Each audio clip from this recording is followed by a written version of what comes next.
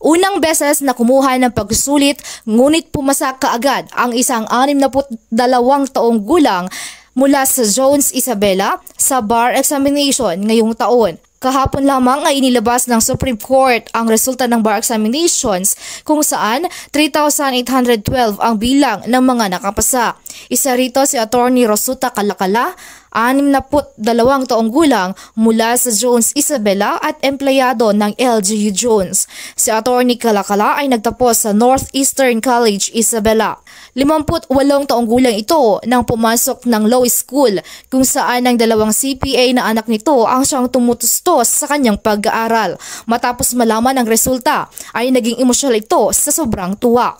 Anya, inaalay niya ang tagumpay na ito sa Panginoon. Nagsilbi namang inspirasyon si Attorney Calacala sa marami dahil isa siyang patunay na hindi hadlang ang edad upang makamit ang iyong pangarap. Mula dito sa Ilagan, Isabela, Jardel Inere para sa Radyo Alternatibo Balita Nationwide.